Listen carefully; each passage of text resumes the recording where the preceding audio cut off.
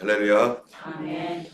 오늘도 이 자리에 함께 참여하신 여러분들께 예수님의 이름으로 축복합니다. 날마다 우리의 짐을 져주시는 우리 주님께서 오늘도 우리의 기도하고 있는 그 기도의 짐을 또한 주님께서 풀어주시고 성령의 기름 부으심으로 인해서 그 어깨에 있는 모든 무거운 짐들이 주님의 은혜로 풀어지게 될 줄 믿습니다. 오늘 말씀은 이제 시편 81편, 82편 둘 다 아삽의 시라고 하는 이 시인데요. 하나님께서 이 아삽의 시를 통해서 또 오늘 우리에게 하나님께 어떻게 회복되어지는가, 또 하나님을 믿는 성경에 심지어 예수님의 인용하신 말씀이 82편 6절에 나오는데, 너희는 신들이며 지존자의 아들들이라 이렇게까지 하시는 하나님의 자녀들을 이렇게 하나님께서 귀중하게, 하나님이 온 천지를 지으신 신이신데 바로 그와 같이 우리도 하나님께서 그렇게 평가하시는 그러한 하나님의 자녀들인데, 그러한 하나님의 자녀들의 삶은 무엇인지 오늘 이 말씀을 통해서 함께 나누기 원합니다. 먼저 81편 1절부터 4절까지는 하나님의 백성들의 당연한 도리, 하나님을 사랑하고 하나님의 은혜를 받은 사람들, 그 사람들의 당연한 도리가 무엇인가. 4절에 보면은 이는 이스라엘의 율례요 야곱의 하나님의 규례로다 이렇게 말씀하고 있는 것, 그거는 당연히 믿는 사람들이 해야 할 것이라고 하는 말인데요. 그게 뭐냐면은 1절, 2절, 3절에 보면은 우리의 능력이 되시는 하나님을 향하여 기쁘게 노래하고 야곱의 하나님을 향하여 즐거이 소리칠지어다 하는 것처럼, 하나님을 찬양하는 것은 성도들의 당연한 도리이고 또 의무라는 것입니다. 여러분, 우리가 찬양은 우리 마음속에 자발적으로 당연히 찬양해야 되지만, 그러나 또 이와 동시에 하나님은 하나님의 백성들이 무슨 일에서든지 어떤 때든지 찬양할 수 없을 때에도 믿음으로 찬양하기를 원하세요. 그래서 그 믿음의 찬양들은 우리 안에서 어떤 때에는 그런 거 있잖아요. 저도 예전에 그랬는데 기도를 하고 싶지 않아요. 기도를 별로 하고 싶지 않은데 억지로 나와서 기도한 경우도 있습니다. 이 기도 시간이 얼마나 힘든지 억지로 나와서 하면은, 그럴 때 내 마음속에서 무슨 생각이 드냐면, 이런 식으로 하려면 기도하지 말자. 이런 식으로 억지로 와서 의무처럼 기도하려면 기도하지 말아라 라는 말이 막 마음속에서 막 올라오더라고요. 그러면서 이런 기도를 하나님이 받아주겠느냐. 그런데 또 한편에서는 그럴지라도 하나님 앞에 나를 처복종시켜서 기도하는 것은 더 귀한 열매이다, 더 귀한 것이다 라고 하는 이 두 마음이 막 이렇게 왔다 갔다 하더라고요. 그럴 때 정말 하나님 앞에서 우리가 진짜 순종이 아니라 복종의 삶은 정말 어려울 때에도 주님 뜻대로 가는 거, 하나님 앞에서 내 마음이 움직여지지 않을 때에도 내가 하나님을 더 사랑하는 그러한 그 표현으로서 내가 오히려 이 시간을 지키리라 하면서 저가 그렇게 기도했을 때 나중에 알고 봤더니 그 시험이었죠. 사단이 기도 못하게 하려고 계속 기도를 방해해 왔던 것이고, 나는 가려고 하는데 계속 방해가 있었는데 하나님께서 그거를 허락하셔서 기도에 막 집중하지 못하고 힘들 때 그래도 하는지를 하나님께서 사실 테스트했던 것 같아요. 어쨌든 이 찬양이라고 하는 것도 마찬가지로 내 마음속에서 찬양할 마음이 안 생깁니다. 어떨 때는 이런 상황에서 무슨 찬양이야 라고 할 때, 그럴 때에도 하나님은 우리에게 이거를 뭐라고, 율례요 규례로다. 하나님께서 우리에게, 하나님의 성도들이 이 시대, 이 세상을 살면서 죄와 사단의 세력과 시험과 싸워나가는 그 싸움의 강력한 영적 도구로 하나님께서 우리에게 찬양을 주신 것이죠. 하나님을 높이고 하나님의 이름을 더 아름답게 이렇게 찬송드리는 것, 그래 내 마음속에서 흘러나오는 이런 찬양, 그거는 하나님을 높이는 진정한 찬양인데, 또 이 찬양이 사단의 세력들을 깨뜨리고 전쟁에 나가는 그러한 우리가 그렇잖아요. 일반 찬양, 일반 노래들도 보면은 뭐 아름다운 사랑과 자연과 뭐 이런 걸 노래하는 것도 있지만 군가처럼 이 적군을 향하여 진격하도록 탕탕탕 용기를 주고 하는 그런 찬양도 있고 또 그러한 그 용기에 의해서 또 나가기도 하고 그러는데 우리의 이 찬양이 바로 이 죄와 사망과 사단의 세력과 싸우게 하는 그러한 그 강력한 그런 무기도 되는 것입니다. 그래서 하나님께서 우리에게 실을 읊으며 소고를 치고 아름다운 수금과 비파를 아우르고 초하루와 보름과 우리 명절에 나팔을 불지어다. 이것이 이스라엘의 율례요 야곱의 하나님의 규례로다. 하나님의 법도다.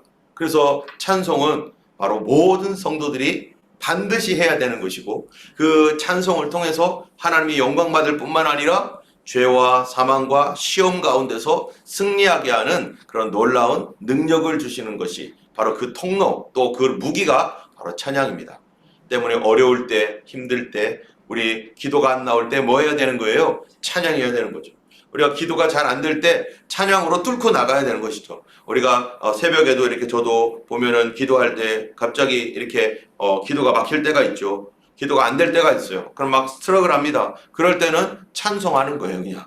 막 찬양하다 보면은 이 찬양을 따라하거나 찬양하다 보면은 이제 뚫리게 되고 더 앞으로 전진해 나가고 그런 것들이 우리의 신앙생활에 있어서 우리의 영적 근육을 강화시키고 하나님과의 관계를 더욱 스트롱하게 하고 사단을 대적하는 강력한 무기가 되는 것입니다. 이 찬송을 통해서 우리가 다윗의 찬양이라든지 이런 우리가 지금까지 봤던 시편을 보면은 힘들고 어렵고 정말 찬송할 수 없을 때 맨 끝에 다윗이 항상 어떻게 합니까? 하나님을 찬양하고 믿음으로 고백하고 주님 앞에 그렇게 영광 돌리는 것, 그것이 바로 우리의 신앙인 거죠. 처음에는 어려웠지만 처음에는 막 무너지는 것 같지만 그러나 결국 뒤에서는 아무리 앞에서 무너져 있어도 뒤에서는 아닙니다. 하나님을 찬양합니다. 하나님은 선하십니다. 하나님은 의로우십니다. 하나님 역사하십니다. 하나님은 나를 홀로 두지 않습니다. 하나님은 치료하십니다. 하나님은 찬송받기에 합당하십니다. 라고 하는 내 마음에서 영적 전쟁을 승리할 때 여러분 바깥에서 나오는 사단의 모든 세력들을 능히 감당하고 짓밟고 이길 수 있는 힘이 우리에게 주어지는 것이고 또한 그런 것들을 통해서 하나님께서 역사하셔서 사단의 세력을 깨뜨리시고 우리를 이기게 하는 것입니다.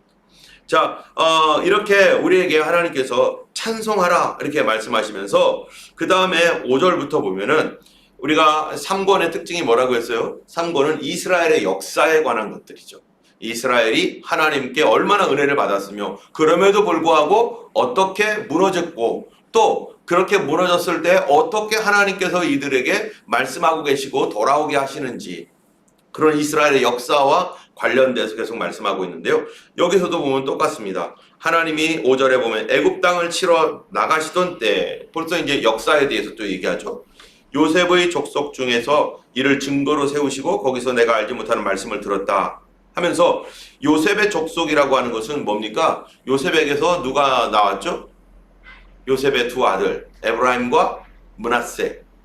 그래서 이 에브라임과 므낫세에서 이스라엘을 말할 때 에브라임아 이렇게 하나님께서 이스라엘아라고도 말하지만 에브라임이라고도 말합니다. 그래서 에브라임이라고 하는 것은 이스라엘을 가리키는 그러한 하나의 상징적인 이름이죠. 그런데 에브라임의 아버지가 바로 요셉이죠. 그래서 요셉의 족속 하면은 바로 이스라엘을 말하는 거예요. 그래서 이스라엘에게 그 증거를 세웠는데 6절에 보니까 이르시되 내가 그에게 그의 어깨에서 짐을 벗기고 그의 손에서 광주리를 놓게 하였도다. 이게 무슨 말입니까? 그들이 하나님의 애굽 땅을 치러 나갈 때라고 하는 얘기는 이스라엘 백성들이 그 어려운 가운데 여기에 보면은 어깨에 짐을 벗기고 그의 손에 광주리를 놓게 하였도다. 노예들이요 어깨에 짐을 지고 또 여성들은 또 광주리를 가지고 이 이집트에서 노예 생활을 했죠. 그들이 람셋이라든지 이런 큰 그 건물 공사라든지 또 여러 가지 그러한 이 많은 그 창고를 짓거나 또 뭐 농사를 하거나 하면서 이 이집트에 필요한 것들을 공급해주는 그런 일들을 그들이 계속하면서 정말로 어깨에 무거운 짐과 광주리에 무거운 이러한 그 삶의 압제를 당하면서 고통 가운데 괴로워했었는데 그때 하나님께서 애굽을 치러 나갔다.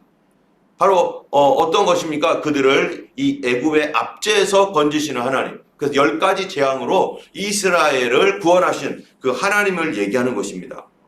그렇게 하나님께서 광주리를 놓게 하고 어깨의 짐을 벗기는 그런 은혜를 하나님 베푸셨고, 7절에 보니까 네가 고난 중에 부르짖음에, 그들이 너무 무겁고 힘드니까요, 이스라엘 백성이 막 부르짖었잖아요. 하나님 우리를 살려달라고, 하나님 어디 계시냐고 하면서 막 부르짖을 때 내가 너를 건졌고 우레소리의 은밀한 곳에서 내게 응답하며 무리바 물가에서 너를 시험하였도다. 하나님께서 그들을 이집트에서 건져냈을 뿐만 아니라 우레소리의 은밀한 곳에서 내게 응답하며, 이게 뭐냐면은요, 이 하나님의 우레소리가 났어요. 언제 이스라엘 백성들이 하나님의 우레소리를 들었습니까? 막 꽝꽝 하는 막 엄청난 하나님의 그 소리를 어디서 들었죠? 바로 시내산에서 들었죠.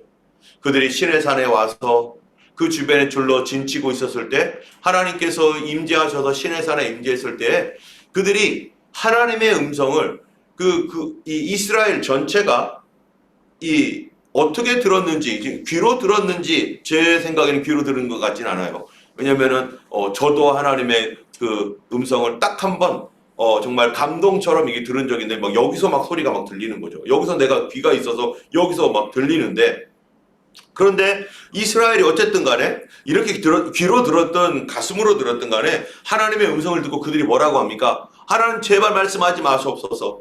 우리가 죽을 것 같습니다. 너무 무섭습니다. 막 하나님의 임재 그 은혜 안에 막 들어오니까 막 두려움이 있는데, 막 생전 처음 그 경험하는 그 하나님의 임재, 이런 것들을 이들이 보니까 막 감당 못하는 거예요. 왜 그렇습니까? 베드로도 그랬죠. 예수님께서 이제 베드로와 함께 배를 타고 나갔었을 때 깊은 곳에 가서 그물을 던져라 하고 나니까 그 많은 물고기를 건지자마자 베드로가 딱 엎드리더니 예수님께 뭐라고 합니까? 주여, 나를 떠나소서.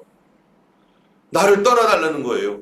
왜 그런가? 나는 죄인입니다. 자기 죄가 발견이 되는 거예요. 예수님을 만나니까 자기 죄가 발견되니까 나는 주님과 같지 않은, 그러한 주님을 가까이 할 수 없는 존재입니다. 그러니 나를 떠나소서. 여러분, 이사야도 그랬잖아요. 이사야가 우시아 왕이 죽던 해에 이 나라가 걱정되어 가지고 어찌할꼬 하면서 기도실에 들어가서 하나님께 기도하는데, 하나님의 천사들과 그룹들과 하나님의 그 모습이 뭐 이렇게 이 천사들과 함께 보이는 거예요. 그럴 때 이사야가 하는 말이 뭡니까? 그냥 누가 물어보지도 않았어요. 누가 하나님 뭐 지적한 것도 아니에요. 오라 나는 어찌할까 하면서, 나는 입술이 부정한 사람들 중에 거하는 이 죄인인데 그 하나님을 보았다 하면서 나는 죽게 되었도다. 그 얘기가 하나님 나를 살려주세요. 나를 떠나주세요. 나를 살려주세요. 왜요? 하나님의 임재를 딱 보니까 뭐가 보이는 거예요? 내 죄가 막 드러나는 거예요. 어두운 가운데 있었다가 내가 죄인인지도 몰랐죠. 내가 얼마나 입이 더러웠는지, 내 손으로 하는 거 내 마음속에 뭐가 있었는지 내가 알지도 못해요. 그런데 하나님이 쫙 조명시켜 주니까 그때 내 안에 더러운 것들과 온갖 악한 것들이 다 드러나게 되니까, 내가 깨끗한 줄 알았는데, 나는 정직한 줄 알았는데, 나는 괜찮은 줄 알았는데 내 죄가 다 보여지니까 나는 죄인이구나. 여러분, 우리가 하나님의 심판대 앞에 설 때, 그리스도의 심판대 앞에서 행한 대로 하나님께서 심판하신다라고 말하는데, 우리가 그 심판대 앞에 설 때 어떻게 했어요? 어느 날 차를 타고 가다가 갑자기 경찰이요, 그 타스마니아에서 이렇게 이제 차를 타고 어디 가는데 경찰이요 갑자기 저보고 이러는 거예요. 가는데 저쪽에서 오는 경찰이. 그거 저희 어떻게 했어요? 제가 기쁘다 생각했겠어요? 아니면 저 경찰이 왜 뭐를 어떻게 했지? 그냥 이렇게 속도 늦추라고 이렇게 하는 거였거든요, 경찰이. 근데 제가 그거를 보는 순간, 내가 뭘 잘못했지 지금? 가면서 봐. 뭐를 잘못했지? 제 아내가 왜 경찰이 부르는 거야? 도대체 뭐를 잘못한 거냐고 물어보는 거예요. 나도 잘못한 게 없는데. 근데 알고 봤더니 경찰이 지나가면서 저쪽에 큰 트럭이 오는 거예요. 큰 트럭이 얼마나 큰지 이 양쪽 길을 다 차지하는 트럭이더라고요. 그러다 보니까 엄청난 큰 무슨 공사를 하는지 모르겠는데 엄청난 물건을 막 싣고 가는데, 이쪽에서 이제 저쪽에서 오고 있는데 저희 차가 이렇게 가니까 미리 이제 피해 있으라고 이렇게 손을 이렇게 속도를 늦춰라라고 하는 의미로 이렇게 한 거예요. 그리고 저쪽 또 오니까 또 경찰 하나가 이제 피하라고 이렇게 하더라고요. 그런데 경찰이 와가지고 나는 뭐 아무것도 안 하고 그냥 사인만 했는데도 내가 무슨 잘못했지? 갑자기 잘못을 생각하는데 하나님 앞에 우리가 서게 되면 어떻겠어요? 내가 지금까지 하나님 앞에 지었던 죄에 대하여 내가 생각 안 할 수가 있겠습니까? 내가 잘한 것보다는 내가 못한 것들을 분명히 생각할 거예요. 그런데 하나님 앞에 심판대에 설 때에 우리는 분명히 내 속에 있는 것들이 다 드러나기 때문에 성경에 뭐라고 말하고 있냐면 스스로 말한대요. 스스로 하나님께 직고하리라, 하나님 앞에서. 그리고 자기가 자기를 심판하겠죠. 나는 하나님 가까이 할 수 없어요. 여기에 보는 사람들, 하나님의 임재에 있었던 사람들은 다 그 말을 합니다. 나는 주님을 가까이 할 수 없습니다. 주님, 나를 떠나주세요. 여기서도 이스라엘 백성들이 하나님 앞에 그렇게 떠나주세요. 이스라엘이 그 두려움 가운데 있었을 때 하나님께서 그들에게 너는 내 백성이다. 그러면서 이스라엘 백성들이 그렇게 주님 듣고 무서워요. 더 이상 듣지 않게 해주세요 했더니 그래서 하나님께서 그래 알았다 하면서 모세를 통하여 그때부터 이스라엘 백성들에게 얘기해 줬던 거죠. 어쨌든 하나님의 우레소리가 은밀한 곳에서 응답하며 그렇게 하나님의 임재를 그들이 경험하고 그리고 그 전에 여러 가지 많은 그 하나님의 은혜를 체험했습니다. 마라의 쓴 물이 단물로 변하고 르비딤에서 물이 콸콸콸 솟아나고 또 손을 들면 이스라엘이 이기고 손을 내리면 아말렉이 이기는 막 이런 놀라운 전쟁, 그런 모든 만나와 메추라기 뭐 이런 것들을 하나님께서 다 경험하게 하셨는데, 자 그런데 7절에 끝에 보면 무리바 물가에서 너를 시험하였도다. 셀라. 여러분, 하나님은 은혜의 하나님이십니다. 그런데 하나님은 우리를 알고 싶어 하시는 하나님이세요. 하나님이 우리를 뭐 할 수 있어요? 시험할 수 있습니다. 내가 얼마나 믿음이 성장했는지, 내가 얼마나 하나님 앞에 순결한지, 또 내 안에 있는 죄악들을 드러내셔서 더 깨끗하고 정결하게 하려고. 그래서 내가 원치 아니하는 일들이 일어나게 되기도 하죠. 그래서 어떨 때는 몸이 아플 수도 있고요. 어쩔 때는 내가 원하지 않는 그 일로 내가 막 스트레스 받을 때도 있고요. 또 여러 가지 하나님의 시험거리가 있습니다. 그거는 나를 죽이려고 하는 게 아니라 우리를 더 정결하고 하나님께 더 가까이 하고 하나님의 사람으로 더 온전하게 하려고 우리를 시험할 수 있다는 거예요. 때문에 이스라엘 백성들이 무리바 물가에서 너를 시험하였도다라는 말씀은 뭡니까? 하나님께서 이스라엘 백성 이런 많은 체험을 했는데 무리바라고 하는 그곳에 왔었을 때 그들이 또 목이 마른 거예요. 목이 말라서 이 많은 경험을 했음에도 불구하고 이스라엘이 뭐합니까? 하나님 앞에 뭐라고 하냐면 하나님이 우리 중에 계신가 안 계신가? 우리 중에 하나님이 계시면 우리가 어떻게 이렇게 목마를 수가 있냐? 하나님이 우리 중에 계신가 안 계신가? 하나님에 대한 존재에 대하여 하나님을 시험하고 하나님께 의문을 던지고 그러면서 원망과 불평으로 나중에 모세가 뭐라고 하냐면 주님, 저들이 조금만 더 지나면 돌을 저에게 던지겠습니다 할 정도로 그들을 인도했던 모세, 그들의 지도자, 목회자였던 모세를 들어서 손을 들어가지고 돌을 던지려고 할 지경까지 그들이 시험을 당하고 있었어요. 하나님이 그들을 시험했다는 것입니다. 그런데 그들이 그 시험 가운데 어떻게 했느냐? 그들은 오히려 하나님을 시험했어요. 하나님은 그들이 어떻게 하나님을 얼마나 신뢰하는가? 이러한 상황 속에서도 하나님이 나를 사랑하시고 하나님은 우리의 하나님이시야. 하나님은 우리의 아버지시야.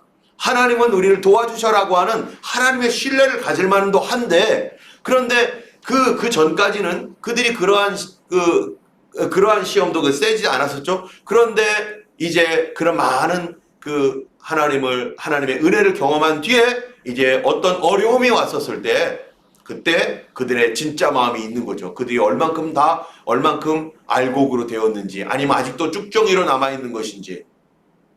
여러분, 우리의 신앙생활 하는데도 마찬가지입니다. 하나님께서 지금까지 은혜를 주시지만 어쩔 때는 우리를 뭐 할 수 있어요? 시험할 수 있습니다. 우리가 어떠한 사람인지, 내가 알곡이 되었는지 아니면 여전히 쭉정이로 남았는지. 그것이 뭐예요? 하나님이 손을 딱 내미는 거죠. 이스라엘 백성들은 물이 없어서 목말라요. 우리가 살다 보면 목마른 경험을 많이 하잖아요. 우리의 건강에 목마릅니다. 하나님의 은혜의 선물에 목이 마릅니다. 기도가 잘 안 나와요. 어쩔 때는 인간관계로 인해서 어려움을 갖습니다. 그것 때문에 관계에 목마름이 있습니다. 또 여러 우리 삶 가운데 재정적인 문제로 인해서 우리 목말라서 막 괴로울 때도 있습니다. 제가 타스마니아에 있을 때 가장 어려웠던 것이 바로 재정적인 문제였었는데 그 목마름. 그래서 기도하면은 하나님께서 막 팍팍 안 주시고 아주 어느 날은 조그만 물줄기가 막 그냥 너무나 가늘어가지고 그거 가지고 목도 못 죽일 정도로 그런 어떠한 그 그림을 보여주시더라고요. 아이고 나는 이제 어떡하냐, 이거 먹고 어떻게 내가 살란 말이야 하면서 하나님 나에게 이거 갖고 안 됩니다 하면서 막 그렇게 기도한 적이 있었어요. 그런데 이 작은 물줄기가 계속 그렇게 너무너무 세밀해가지고 너무 힘들었습니다. 그래서 크리스마스 될 때는 50센트 남고 누가 오히려 그 같은 동료, 거기에 같이 있었던 스텝 중에서 가난한 사람이 있었어요. 그런데 크리스마스라고, 저한테 20불을 선물로 줬어요. 20불. 지금 같으면 20불 아무것도 아니잖아요. 그런데 그 20불이 없었어요. 크리스마스 때. 크리스마스 한 2주 전에 20불인가를 줬어요. 그분도 돈이 없는 사람인데. 그런데 그거 가지고 너무 하나님 받아서 감사는 한데 너무 비참한 거였어요. 2003년 크리스마스 12월 25일. 지금도 절대로 안 잊을 거예요. 20불 갖고 뭐를 합니까? 20불 갖고. 그때 서로 간에 선물 사주는 그런 것도 있었거든요. 크리스마스니까 같은 그 스태프들끼리 사줄 게 없는 거예요. 이거 갖고 우리가 먹을 것도 필요한데 뭐를 사주겠어요? 그런 가운데 과연 나는 하나님을 신뢰하는 사람이었는가? 그 전에 재정적인 그 문제에서 하나님이 엄청난 은혜를 도와주시고 막 그런 경험을 많이 했습니다. 없는 것을 있게 해주시고 막 재정적으로 정말 하나님 앞에 재정에 대해서는 하나님이 도와주실 거라는 자신감이 있어서 나도 모르게 자신감이 있었고 시드니에서 타스마니아로 내려갈 때요 아무도 재정 후원하는 사람 없었습니다. 그랬을 때 그냥 내려갈 때 무슨 마음 갖고 가면 하나님이 다 채워주실 거야, 하나님이 다 공급해 주실 거야 라고 하는 그 신뢰만 갖고 갔어요. 가서 어느 정도 여기서 있었던 것들이 이제 한 몇 개월 지나니까 9월 달에 갔으니까 10월 11월까지 다 쓰고 12월이 되니까 아무것도 없는 거예요. 그런데 재정이 없는 거예요. 하나님 당연히 공급해 줄 줄 알았는데 공급이 안 되는 거예요. 가나다란 물줄기처럼 그냥 일주일에 10불, 20불 가지고 그것도 없어가지고 그렇게 살아갈 때 얼마나 비참한데 그때 제 속에서 하나님 이게 뭡니까? 어찌하여 이럴 수 있습니까? 하나님께서 이전에 계속 공급해 주신 그 공급함 믿고 나왔는데 주님 왜 돈이 없습니까? 왜 우리가 이렇게 됩니까? 하면서 막 원망하고 싶은 마음이 막 입에서 막 나오고 정말로 이 고통이 아무것도 없는 나 혼자면 괜찮은데 우리 아내와 우리 두 아이들이 있는데 이 아이들까지도 고생하고 있다는 생각 때문에 막 너무 괴롭더라고요. 그런 가운데 끝까지 믿음을 지키며 하나님 앞에 그래도 기도하고 하나님 도와주세요, 하나님 인도하세요. 그 전에 이렇게 역사하셨던 하나님 지금도 일하실 줄 믿습니다, 주님 인도해 주세요 하면서 엊그제 봤던 그 언덕에 올라가 가지고 주님 역사해 주세요, 하나님 도와주세요. 매일매일 그 언덕 탑 밑에서 그 하나님 앞에 기도하며 손들고 막 부르짖고 기도하고 그것이 우리 삶에 하나님께서 우리를 정결하게 하고 내 자신을 보게 하고 그래서 얼마나 내 속에 있는 걸 끄집어낸 건지 하나님 내가 이런 것도 잘못했고 막 거기서 막 내가 이전에는 생각하지 않았던 것들을 주님께 막 고백하고 그러면서 하나님께서 길을 확 열어주시고 공급을 어느 날 갑자기 막 폭포와 같은 막 그냥 물이 쏟아지는 그런 환상을 보여주시면서 그 다음에 갑자기 모든 것이 그냥 한순간에 그냥 해결되도록 그래서 막 재정이 막 확 와가지고 막 눈을 막 비빌 정도로 이게 뭐야 이 돈이 이게 진짜야 공이 하나 더 붙은 거야 어떻게 된 거야 할 정도로 하나님께서 그렇게 갑작스럽게 부어주시는 은혜 하나님이 우리의 마음을 시험하신다. 어렵고 힘들고 괴롭게 만드셔서 우리 자신을 더욱 정결하고 하나님 앞에 거룩하도록 그렇게 하나님 앞에 그렇게 시험을 당했던 이스라엘 백성 그래서 그들은 훈련을 받았고요. 8절에 보니까 내 백성아 들어라 내가 증언하리라 하면서 하나님께 듣기를 원한다. 그런데 이렇게 하나님 앞에 10절에 보니까 뭐라고 하는 거예요? 나는 너를 애굽 땅에서 인도해낸 여호와 내 하나님이니 내 입을 크게 열라 내가 채울 것이다. 여러분 하나님께 크게 기도하라, 하나님께 크게 구하라, 내가 채워줄 것이다 말했으나 그러나 내 백성이 내 소리를 듣지 아니하며 이스라엘이 나를 원치 아니하였도다. 그들이 그렇게 은혜를 받았어도요 하나님 떠나고 하나님 없는 그런 백성들처럼 우상 숭배하고 또 이런 길로 갔습니다. 그런데요, 그때 12절, 그러므로 내가 그의 마음을 완악한 대로 버려두어 그의 임의대로 행하게 하였도다. 그들에게 하나님이 시험을 줬는데 이때 그들이 하나님께로 돌아섰습니다. 하나님을 향해 등을 지었다는 거예요. 우상을 숭배하고 하나님을 떠나고, 그때 하나님을 더 붙들었으면 더 큰 놀라운 은혜와 더 큰 역사를 봤을 텐데, 그런데 그들이 하나님을 떠나고 임의로 하고 그리고 하나님 앞에 멀어졌습니다. 그랬을 때 14절에 보면요, 그들의 원수 대적에게 그들이 고통을 받습니다. 어려움을 당합니다.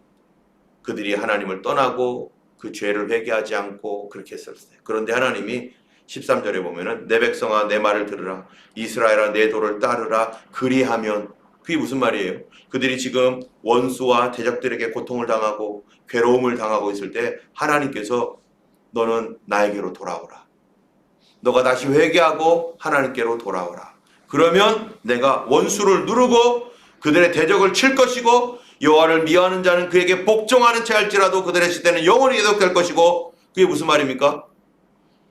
만약에 하나님 앞에 순종치 않으면 그들의 이 날들이 영원히 계속될 것이다. 그러나 회개하고 돌아오면 하나님께서 너희들에게 원수들을 제하고 대적들을 치게 할 것이고, 내가 16절에 내가 기름진 밀을 그들에게 먹이며 반석에서 나오는 꿀로 너희를 만족하게 하리라. 어제 어떤 한 분을 만났는데요, 이분은 50년 동안 뭐 하셨냐면은 그 은행에서 은행장도 하고 이랬던 분이에요. 근데 이분이 한국에서 교회를 다니다가 정말 호주로 다시 왔었을 때 여기서 교회도 대충 다녔죠. 그러다가 여기에 와서 은행에 지점장을 하고 은행의 높은 위치에 올라갔는데, 그러다 보니까 일을 많이 하고 막 이러다 보니까 나중에 목에 무슨 문제가 생겼더래요. 목에 문제가 생겨가지고 교회는 대충 다니고 그런 거죠. 목에 문제가 생겨가지고 참다가 병원을 갔더니 너무 늦은 거예요. 그래서 뼈를 잘라내고 했는데도 이 목에 어떤 생명선, 이게 송가선이라고 하나요? 그런 그 생명선이 있는데 거기에 이미 상처가 나가지고 이제 죽을 수밖에 없는 운명이, 얼마 남지 않은 운명이 돼버렸습니다. 그러고 그 고통 가운데 있는데 자기가 죽어간다는 이것이 믿어지지 않는 거죠. 하나님 앞에 그제서야 하나님 어떻게 하면 좋겠습니까? 어떻게 하면 좋겠습니까? 그런데 믿음도 없으니까 그런 기도조차도 잘 안 나오는 거죠. 그런데 자기가 아는 사람이 미국에 어떠한 목사님이 계시는데 그분이 그 신유의 은사가 있는 거예요. 그래서 어떻게 해가지고 연결을 해서 전화를 해줬답니다. 그 목사님이 집사님 기도하세요.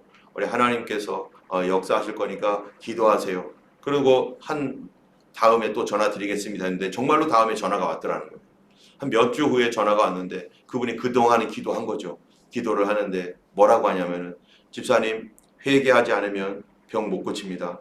아무리 하나님께 기도하면서 고쳐달라고 해도 그거 안 됩니다. 집사님 회개하셔야 됩니다. 갑자기 그러더라는 거예요. 가정에서, 삶에서, 교회에서, 목사님에게 뭐 자기의 어떤 여러 가지 그런 거 있을 거 아니겠어요?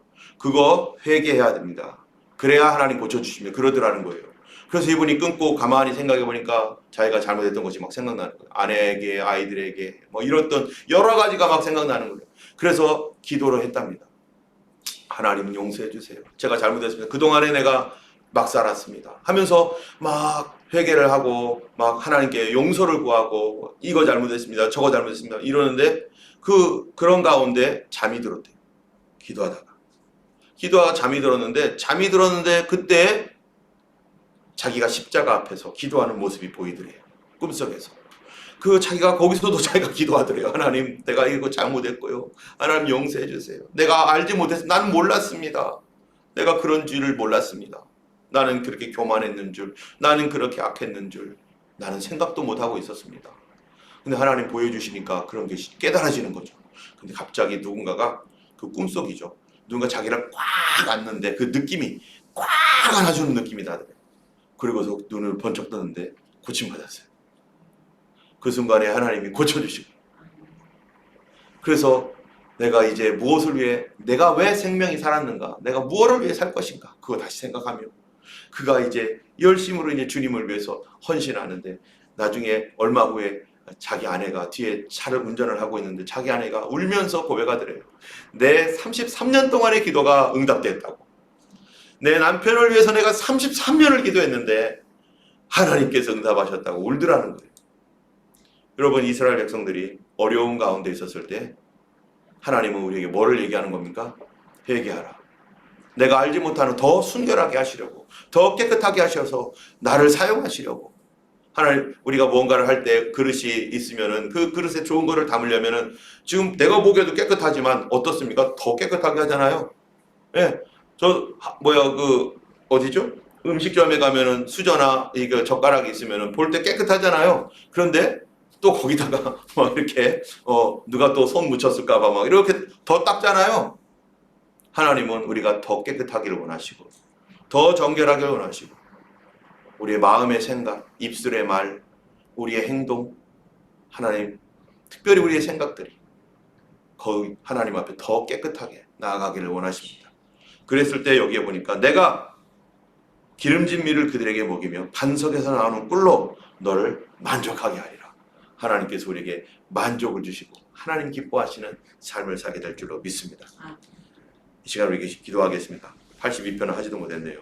우리 하나님 앞에서 오늘도 정말로 나를 다루시는 하나님, 내가 이 현재의 상태보다 더 하나님 앞에 온전해지고 더 깨끗하게 주님께 쓰임받을 수 있는 귀한 선한 그릇, 예비된 그릇 되도록 기도해 주시고, 우리 교회도 그런 교회, 우리 성도님들도 그런 성도님 되기를 원합니다. 우리 하나님 오늘도 인도해 주시고 우리 성도들 한 사람 한 사람 다 만져 주시도록 기도했으면 좋겠습니다. 기도하겠습니다.